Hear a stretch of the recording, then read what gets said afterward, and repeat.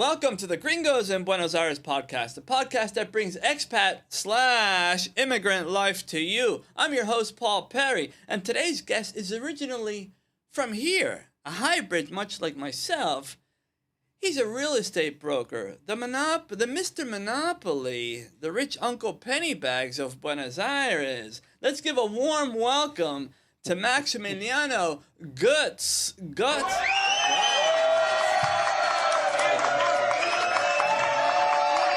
Nice to see you again. You too. I think it's been like, we don't want to say, but like, what, 20 years since we used to play softball? Man, my God, 20 years. Softball or baseball? I think it was softball because I remember the underhanded thing. So Really? Yeah, I'm pretty sure. Where was this at?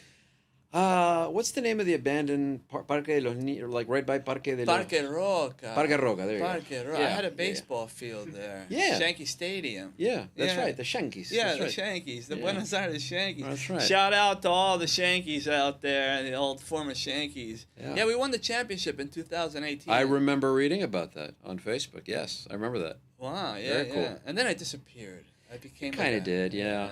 I became like a myth. We have a national baseball stadium here in Argentina, Yeah? close to Ezeiza, but for the life of me, I don't think anybody ever goes or it's used. It's not like a huge sport here for us. It doesn't get any press. No. You'd be surprised to realize that every weekend there's baseball. I had the Shankies baseball organization for 10 years. We had 3 youth teams. We had I'd say over 1,000 players from around the world. It's hard to compete with football, or you guys will call it soccer, but either way, it's hard to compete with that given how massively big it is for us here.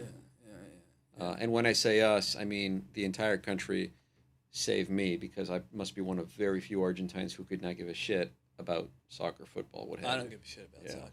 But you're American. It stands to reason. I'm an Argentine. They almost kind of crucify me when they say, ¿de qué cuadro sos? I got to kind of, evade the question. So, yeah. Yeah, well, I've been here long enough to actually be, I have a club. If people ask me, I'm from Chaco forever. Okay. Chaco forever. Well, I have a club too, but if for no other reason than because it's close to where I used to live, which is Platense. So if I'm asked, Platense, pero simpatizante de Platense. To where if I were to say Platense, I say, viste lo que hizo tal otro.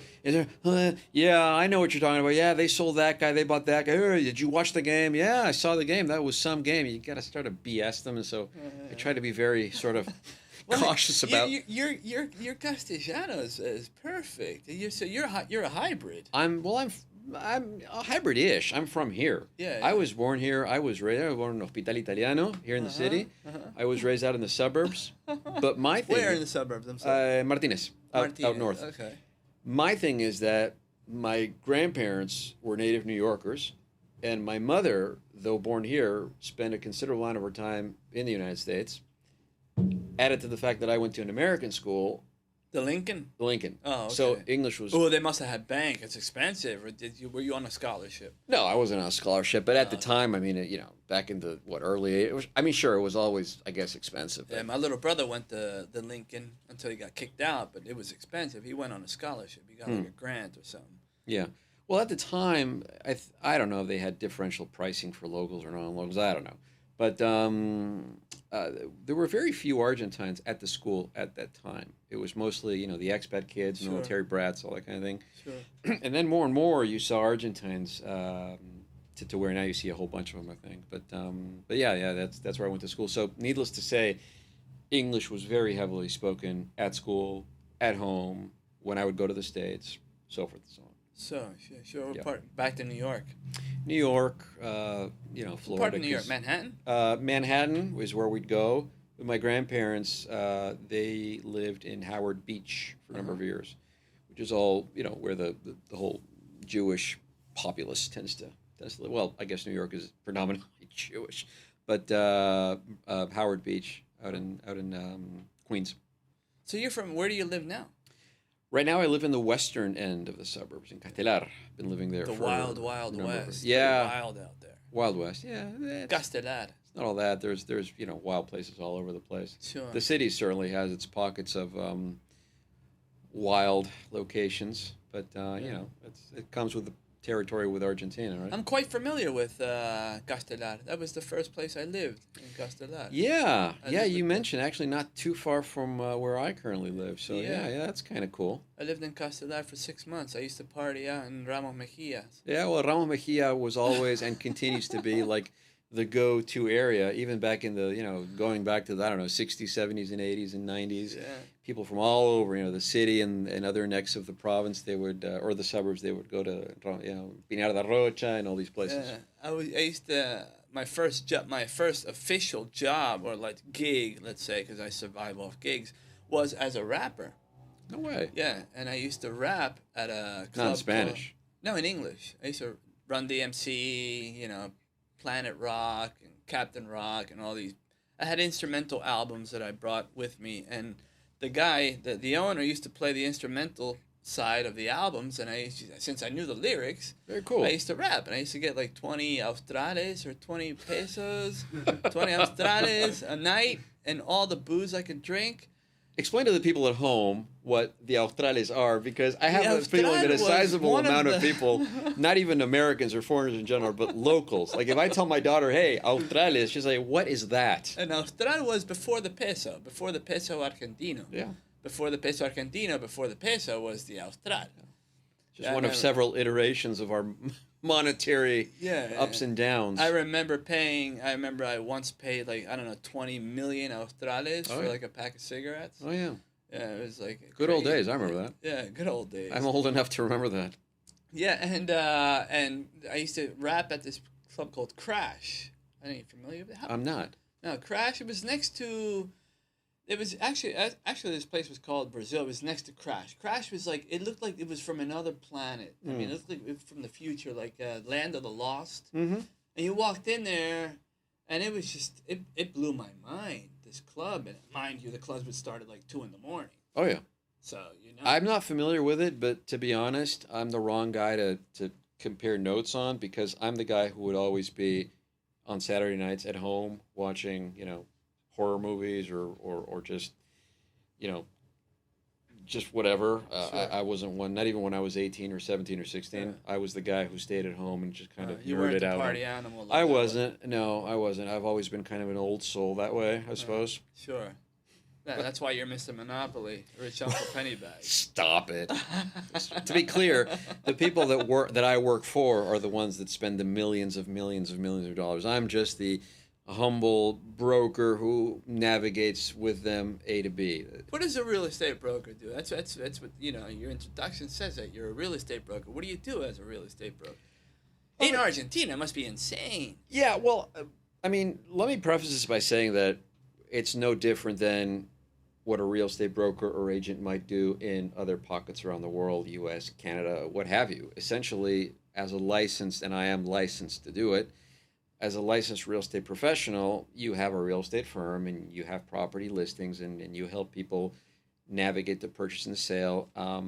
In cash. In cash, That's the main difference between yeah, you and more cash. often than not.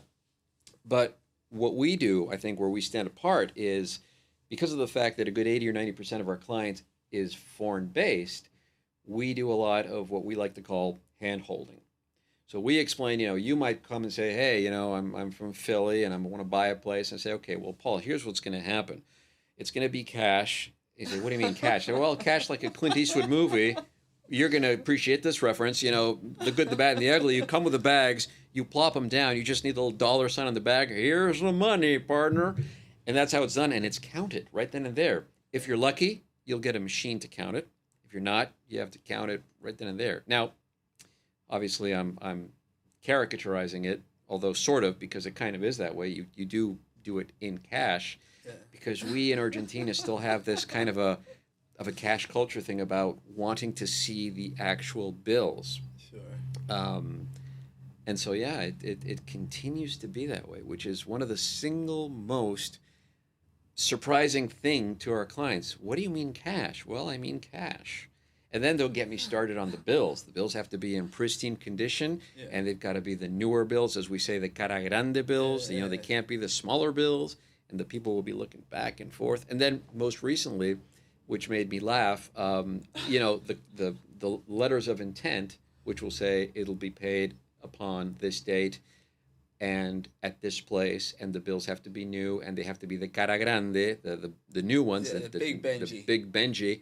And this one person wrote, and it's got to have Independence Hall on the back of the bill. Independence Hall? Yeah, as if to say, is there a bill that has, the Statue of Liberty. The Statue of Liberty or Chicago Stadium or I don't know. The Twin Towers. Twin Towers or, I don't know.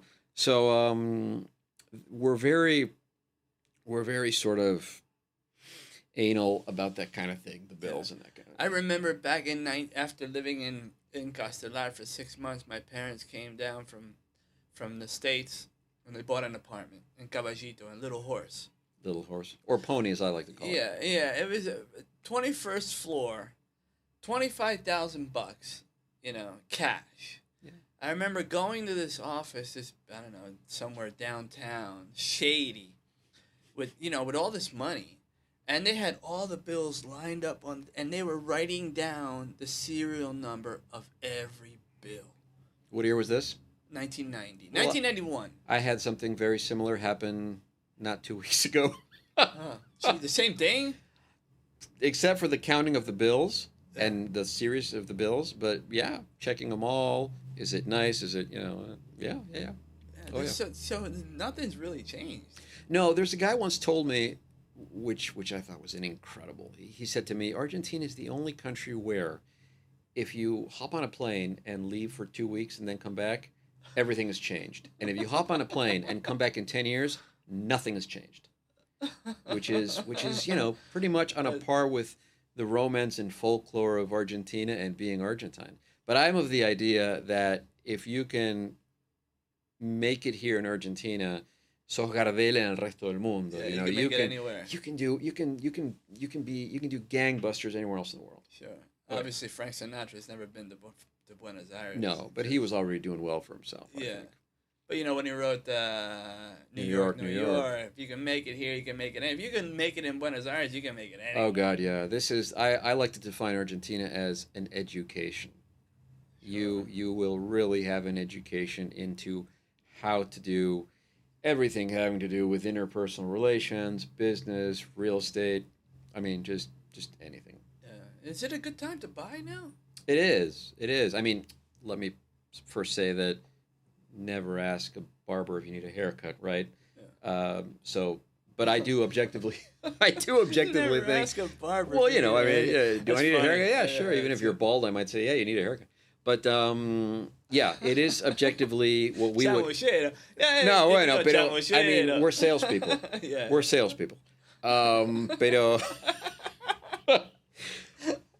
yeah. Chamuyo argentino. El chamuyo argentino. But realistically, it is a buyer's market. There has been such a standstill of the real estate market over the past God knows how many years, to where there was there continues to be such a surplus of real estate out there that a lot of people are very motivated sellers. And we've had some cases where, my God, are they motivated to selling property in locations which are, or otherwise very, very expensive at cost per square meter at a fraction of the price. What's the hot spot right now? Well, the tried and true areas are always going to be Palermo Hollywood, Palermo Soho, Recoleta, and then the up-and-coming ones are really, I think, Villa Crespo, Chacarita, Colegiales. Paternal, I think, also maybe a bit further into the future, but also... I like Paternal. The area that I really dig is Barracas, south of San Telmo. It smells, though. You got the Riachuelo. Well, I could think further south of that, but San Telmo, which I'm not a great fan of, but Barracas immediately to the south of it is kind of cool. It's got like a kind of a... It is kind of San Telmo-ish, but just more, it feels smaller and more just kind of retired and private. I don't know. But you got the tried and true places like the Palermos and the Recoleta and whatever.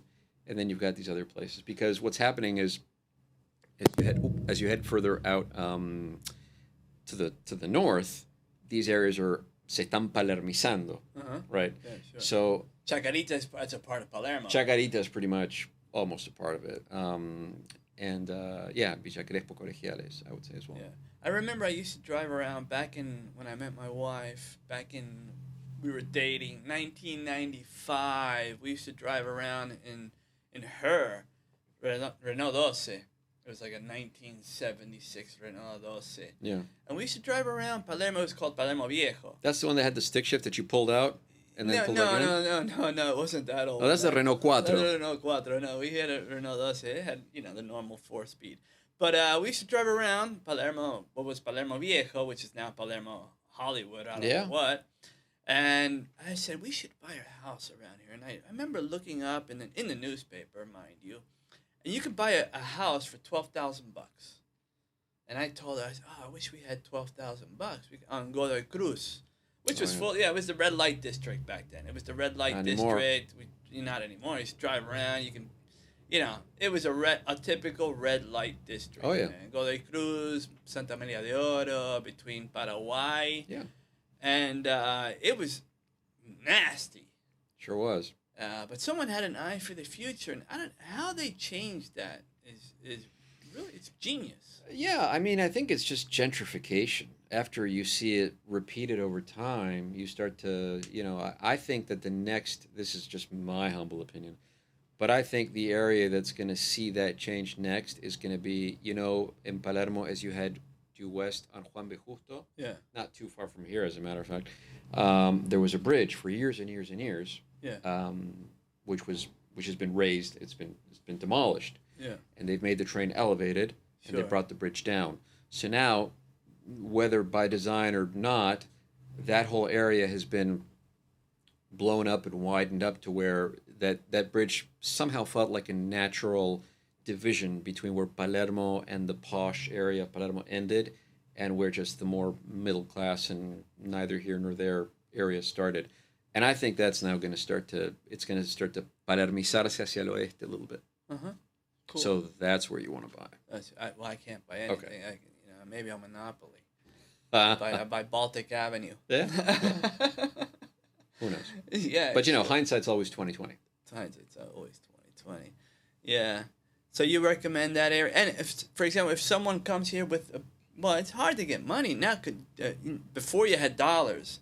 Now, can you do like bank transfers and stuff like that? Is it easier to buy now? Do you actually have to come with the two bags of money? First of all, you don't literally, except for one crazy guy from California, shout out to Tony, who came with money in his special belt and put it in there to buy a property, which at the time was $100 and some odd thousand. So that's what he came with in his belt. No, nobody does that. I wouldn't recommend doing that, not only because it's not legal to come in without or justify without more than $10,000, but because of, what if something happens? Heaven forbid. So it's not for the faint of heart, and I don't think one should do it. But what people do is, the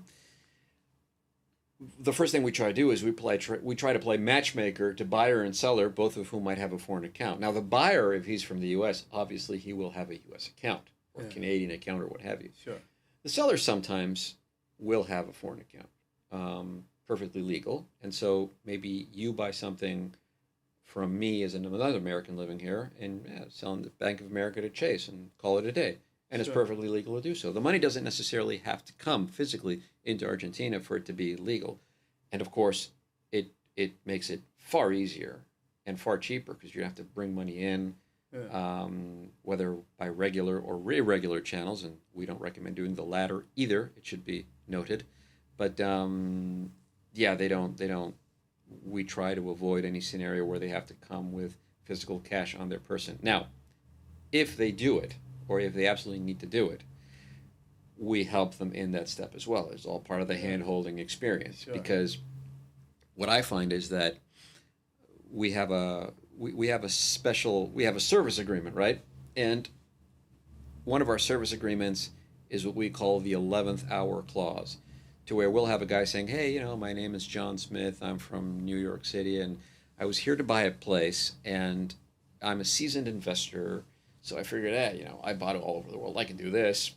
No, you can't, because you've been living here for long enough to know that we've got our own set of rules. So take everything you know about logic and reasoning and punctuality and throw it out the window And let's start over. Yeah. So we have a special contract, which is the 11th hour contract, to where, they come and essentially say, please help me, because I thought, Remax is international. They'll be able to help me. And no, Remax is international, but they're operating here, just to cite one example. Sure. And the people who are operating that particular Remax office might not know about the international back and forth of a foreigner buying here, because Sure. you don't just buy the real estate. You have to talk to an accountant. You have to talk to a notary. The notary here is not the same as the notary there.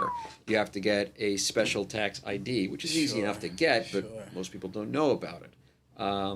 The notary is key, man. Yeah. I remember I bought some property. I remember once my wife was working at Walmart. She got fired. She got some money. We went to La Cumbre.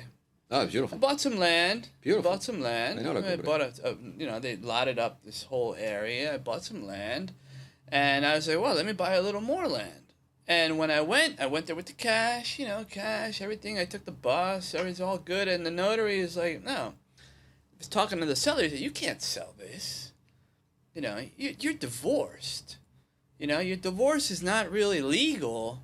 You can't sell anything. I was like, wow, she couldn't sell it. So that's huge in Argentina. I mean, the notary and the escritura, the deed. The notary, we always like to tell people. A lot of shady business behind that. Behind the notary? Yeah, no, behind the seller. Well, I mean, like anything you do, you want to have the right people behind you, or you want to at least talk to people that you know and trust. And so the notary becomes possibly the single most important player, because he is a public officer of the law, and what he says or what he law. runs. Yeah, well, the law. Well, the law is the law. There's Argentine law. Yeah, what you do or how you skirt the law is an entirely different matter. But that reminded me of a story I had with a guy from Russia who was he wanted to buy land in Las Toninas.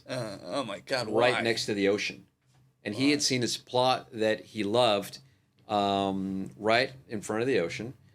And one of the things that he had to bear in mind is that there is a land registry law that speaks to the fact that foreigners can't own land if it's close to X degree of an important body, a major body of water, or a local boundary, or a international boundary, what have you. Wow. And the guy... No. I talked to the people in the municipality. I'm sure you have friends, and he was essentially saying, dude, let's see who we can lube up to get the. I think he wanted to have like one of these, like in Polynesia, the Airbnb things where you got on the first story you had where you slept, and on the second story you had the 24-hour bar, the tiki bar, or whatever the hell, facing the ocean, and it sounded wonderful. I would have wanted to buy something like that because I love the ocean. But the guy, I told him, look, I really don't think you're going to be able to do this. Let me find out with the municipalidad. Let me find out with the notary. Let me find out with the lawyer who does international or land lease law. And I told him, look, I would love nothing more if you buy it, because it was a big transaction and I was going to see some nice monopoly bucks for that. Yeah. But I told him, look, dude, you really, no, let's go talk. He wanted me to go to Las Toninas, and after all I said, look, I don't know what happened. Maybe the guy... Try Villa Gesell. Yeah, well, Villa Gesell is cool. I like Villa. I like Miramar. Miramar is where I would spend all my summers. I love Miramar. There's I know, because a buddy of mine, Gonzalo. Shout out to Hola Gonzalo, buddy of mine, good buddy of mine. He just bought 760 square meters in San Eduardo del Mar, which is 5 minutes from Miramar. I know where that is. They got it. They lotted up all beautiful homes. Yeah. He bought 750 square meters, $12,000. Nice. He fenced it up. Now he's gonna get a container. He's gonna put the container in there. Build a house. Yeah, he's gonna build a little house until he can actually, it's a work in progress. Yeah. But Miramar, that whole area is really, really nice. The thing is, the winter sucks. Well, yeah, the winter. winters are rough. I like the winter. I'm a winter guy, and I like the whole desolate thing of those beach towns when they're empty. Yeah. I got a house in Villa Gesell. You want to buy it, man? Sure. I'm Mr. Monopoly, man. You're Mr. Monopoly. There you go. I'll go and check it out. Yeah. But I like that. I like to go to those places when it's winter and there's no one there, because the thing about summer is that as a tourist town, as a beachside resort, everybody goes. Everybody goes. So you can't fucking walk. Yeah. Is the thing. So, but yeah, so you're right. You have to get the right notary to get it done. And you were talking about skirting the law and all that stuff. I always remember this story because I always laugh to myself at this. We had a meeting with, I don't even know why I was in the meeting, but a notary friend of mine with whom I work a lot, I was in on that meeting, and the woman needed something done to where, let's call it, she was not divorced and she couldn't sell the property, and she really needed to, she really wanted to. And so after the whole spiel, the guy says, look, we really can't do that. What you really would need is a notary who would be willing to kind of skirt the law a little bit. And the woman, she looks down and she thinks, she's, And would you happen to know someone you can recommend? So we both kind of laughed unwittingly at that, but there are people who will bend the law as best they can. And we've got situations like that a lot, but we will recommend to our clients without a shadow of a doubt, because they're from overseas and they don't know the law, nor should they. I said, look, Paul, this one's going to be a clusterfuck. Don't buy this. Buy something else. Yeah. And they value that too, because, sure, I'm a salesman, and if you come to me and say, hey, look, I want to buy this, I'm not above saying, hold on, maybe that's not what you want to buy. Let's look at something else.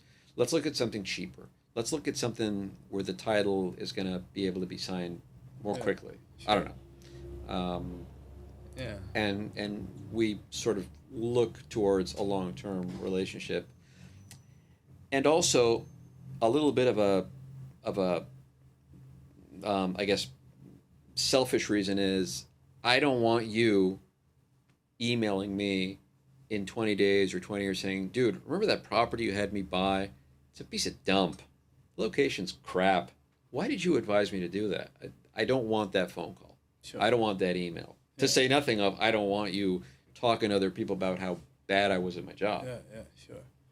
Let's imagine that my friend, Tony Bag of Donuts, he's got some money. I know Tony Bag of Donuts. You know Tony Bag of Donuts? Tell him hi. Yeah, he's a friend of mine. He's got some bucks. He's got some bucks. He recently got his Argentine DNI, so basically he's Argentine. He's thinking about opening up a business here. Maybe buying some office space or renting office space. What do you suggest? Renting or buying for Tony Bag of Donuts as an Argentine? As an Argentine. With some bucks.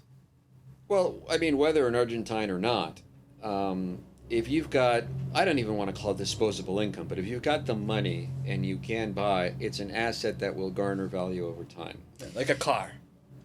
As opposed to a car. I bought my car for $10,000 in 2013. I could still sell my car for $10,000 here? In 2020. Yeah, here. Oh, give me the recipe. Yeah. I mean, on paper, I'm not an expert, but on paper, I always give the example of how it's the exact opposite. You buy a car, and immediately when you come off the lot, it's worth less money. In the States. Good point. Yeah. Argentina is a whole different animal. States, yeah. You make a good point. I bought a car in 2004. I sold it in 2014. For about the same For the same amount of money.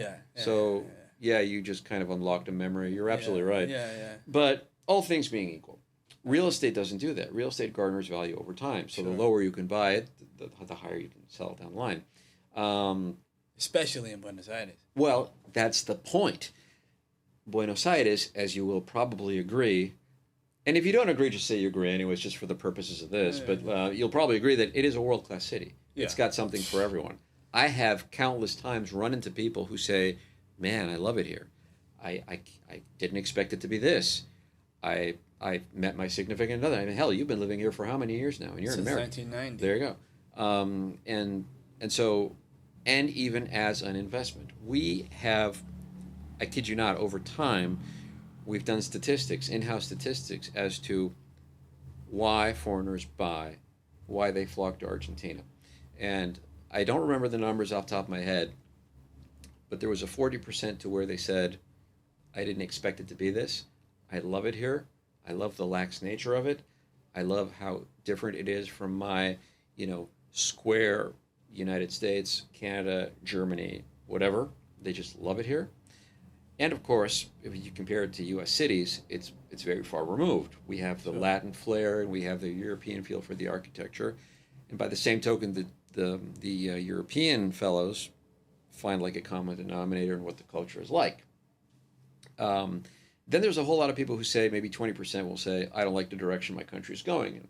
Sure. I don't care if you like Trump or if you like the Democrats or if you like one guy or the other. There's always that common denominator. Of late, we've got war erupting all over the place. So there's that. There's a huge exodus in the United States. People are leaving the States in numbers. Yeah, droves. Flocking all over the place. I heard Australia's, you walk down the street in like Sydney, and all you hear is American English. It's just full of Americans. Oh, yeah.